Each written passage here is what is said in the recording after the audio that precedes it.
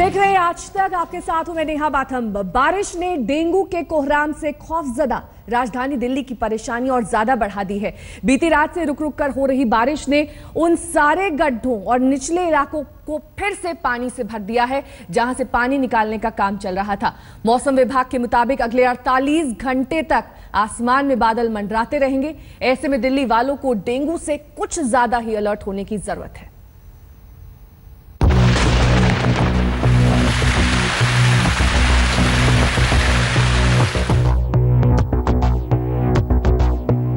Dengue के डंक से राजधानी दिल्ली बेहाल है। अस्पतालों में मरीजों की लाइनें बढ़ती जा रही हैं। सिर्फ दिल्ली में ही कातिल डेंगू के हाथों 20 लोगों की जिंदगी खत्म हो गई, पर हालात सुधरने का नाम नहीं ले रहे।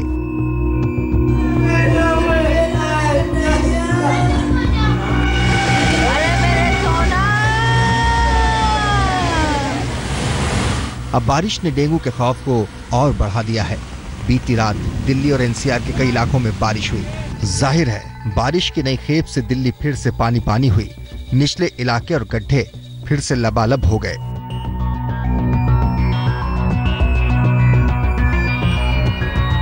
मौसम विभाग ने पहले ही बारिश का अंदेशा जता दिया था और रिट्रीटिंग मानसून यानी वापस लौटते हुए मानसून के साथ दिल्ली में बारिश शुरू भी हो गई है। तमाम रात दिल्ली में बारिश रही और मौसम विभाग ने कहा है कि वीकेंड पर भी ये बारिश जारी रह सकती है। जहां एक तरफ तापमान में कमी आ गई है, यानी कि मौसम जो है, जो कि बहुत गर्म मौसम था, अब सुहाना हो गया है, तापमान कम हो गया है। लेकिन इस बारिश ने अच्छी खासी समस्या डेंगू की खड़ी कर दी है, क्योंकि डेंगू से दिल्ली पहले ही परेशान है और अब तापमान कम होने के बाद डेंगू का लार्वा और तेजी से पैर पसार सकेगा।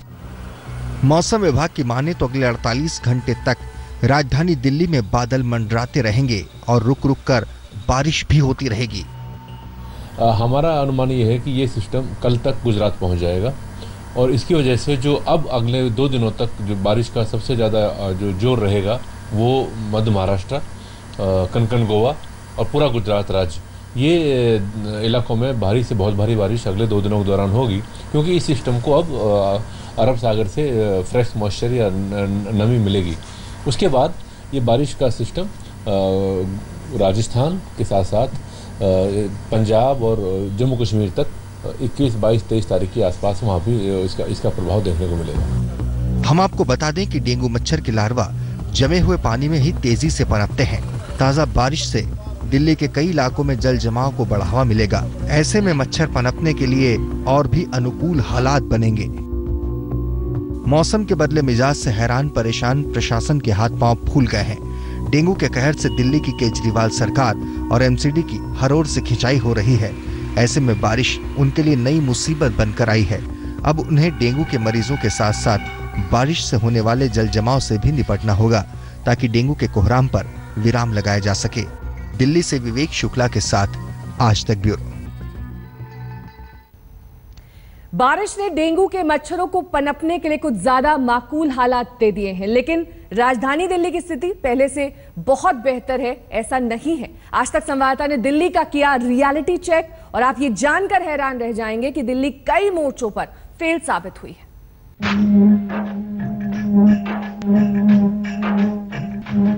डेंगू का मच्छर न इलाका देखकर डंक मारता है, न आर्थिक स्थिति और न ही उम्र। हम इस वक्त पूर्वी दिल्ली में मौजूद हैं। यहाँ का जायजा हम लेने वाले हैं। आपको बताने वाले हैं कि दरअसल यहाँ पर जो सरकारी अस्पताल हैं वहाँ में हालात क्या हैं, जो चिकित्सा है उसके लिए क्या मरीजों को वापस जाना पड़ रहा है, डेंगू के लिए क्या व्यवस्था की गई है। इस वक्त हम हैं चाचा नेहरू बाल चिकित्सालय में। यहाँ पर छोटे छोटे बच्चे, कुछ महीने जिनकी उम्र है, उन्हें डेंगू हो गया है। क्या उन्हें यहाँ पर आसानी से भर्ती किया जा रहा है या फिर दिक्कतें आ रही हैं?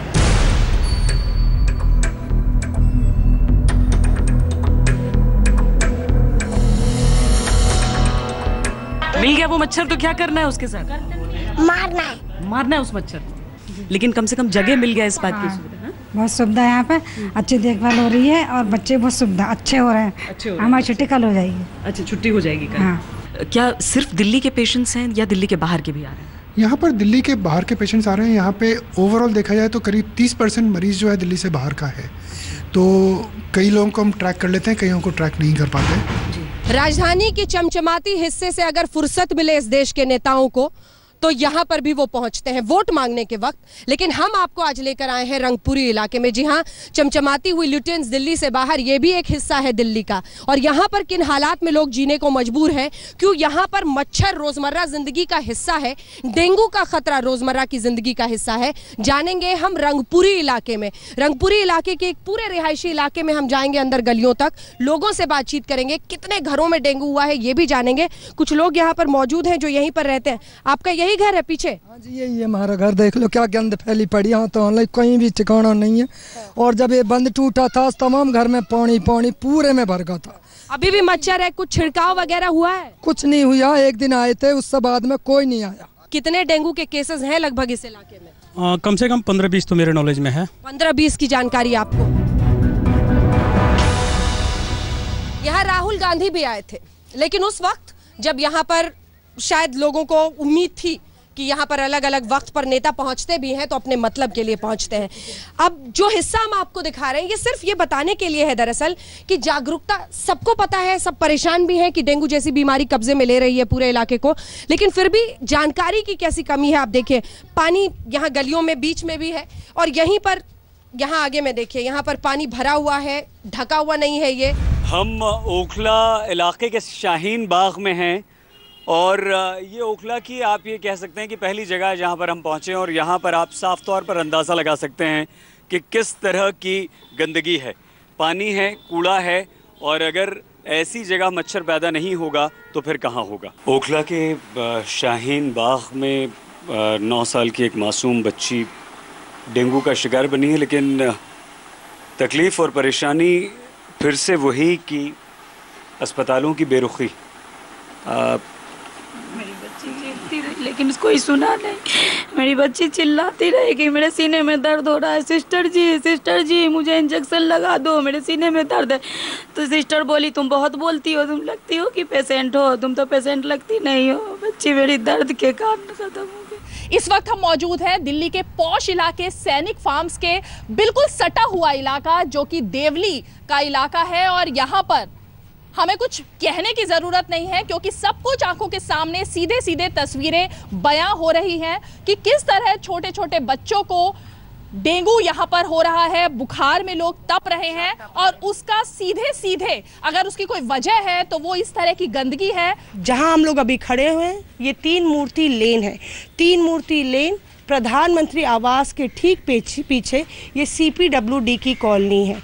गरीब लोग यहाँ रहते हैं, सरकारी कर्मचारी यहाँ रहते हैं। आइए जानते हैं यहाँ का हाल।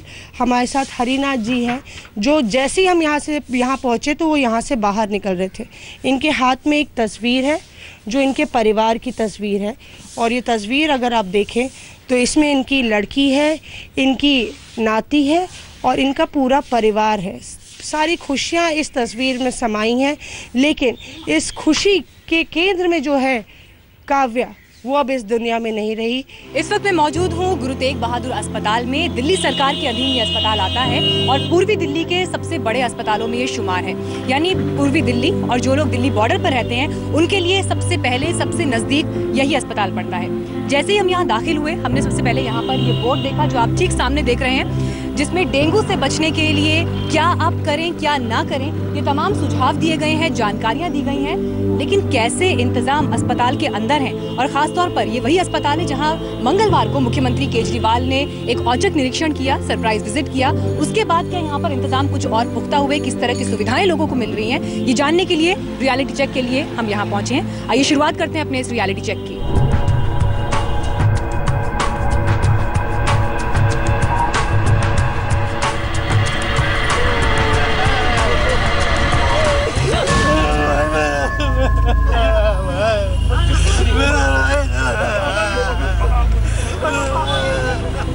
वो मरीज जो बीमार हैं और जिनमें शुरुआती लक्षण डेंगू के दिखाई देते हैं उनको सीधे इमरजेंसी में लाया जाता है। ऐसे ही कुछ मरीजों से हमने बात की जो यहाँ मौजूद हैं। यहाँ पर अंजू हैं, मीतनगर से आई हैं और इनकी तबीयत बहुत ज़्यादा ख़राब है। जब हमने इनसे बात की तो इनकी तबीयत के बारे में और पता चला। आइए इनसे और बात करते हैं। अंजू की हालत तो बहुत ख़राब है। आप लोग अस्पताल जब पहुँचे तो कब ये बात कन्फर्म हुई कि आप इनको डेंगू है? हाँ। कब पता चला आपको? 4-5 दिन हो गए।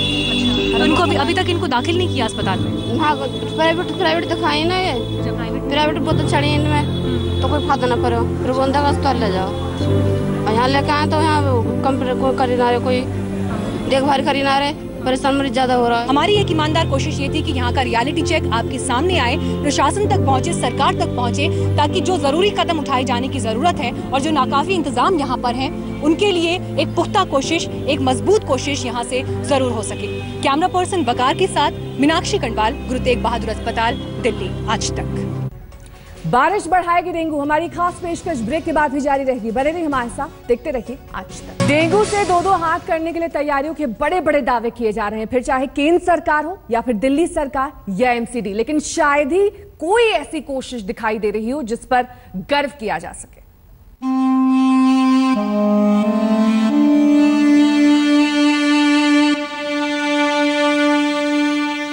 राजधानी दिल्ली में डेंगू के कहर की यह भी एक सच्चाई है। निजी अस्पतालों का भारी भरकम बिल, जरा इस बिल पर ही गौर फरमाइए।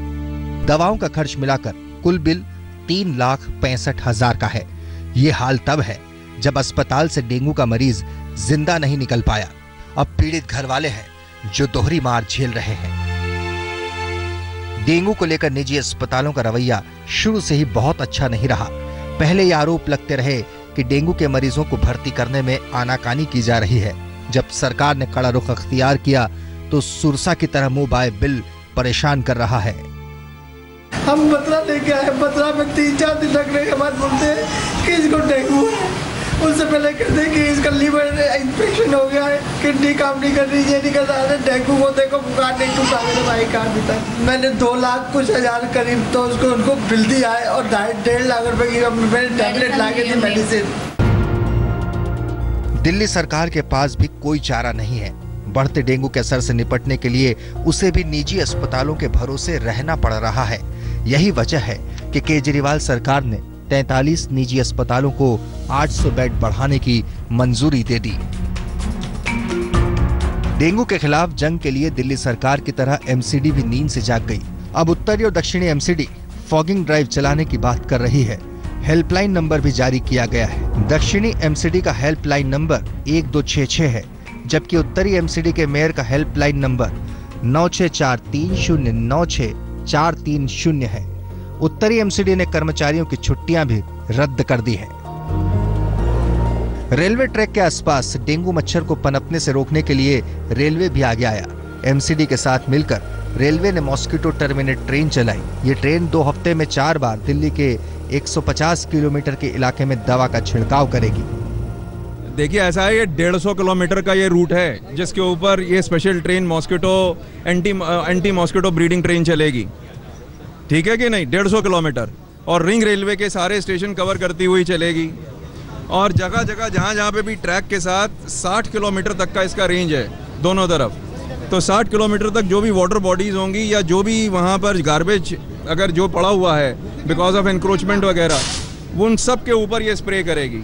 हम इस समय मॉस्किटो टर्मिनेट ट्रेन में हैं और यहाँ पर जैसा कि आप देख सकते हैं कि दवा का छिड़काव किया जा रहा है। ये जो दवा है इसको FTI बोलते हैं, ये कीटनाशक है और ये कहीं ना कहीं ये कह सकते हैं कि मच्छरों के लार्वा को नष्ट करती है। और दूसरी जो सबसे बड़ी चीज़ है कि इसमें जो मुहिम छेड़ी जा रही है इसमें MCD भी शामिल है, साथ ही साथ रेलवे शामिल है और ये हर साल जो है तकरीबन ये किया जाता है। और इस बार की अगर हम बात करते हैं तो 4 राउंड होंगे। ये अक्टूबर के पहले हफ्ते तक जो है ये मॉस्किटो टर्मिनेटर ट्रेन दिल्ली के अलग अलग इलाकों में जो मच्छर के लिए हम कह सकते हैं ब्रीडिंग ग्राउंड है, यानी यहाँ पर ढेर सारे मच्छर पैदा होते हैं क्योंकि ट्रैक के आसपास गंदगी ज़्यादा होती है, पानी जमा होता है। और साथ ही साथ सबसे खास बात यह है कि इसकी जो टाइमिंग है, यानी ये तब शुरू किया जाता है जब मानसून एक तरीके से विदा ले रहा होता है।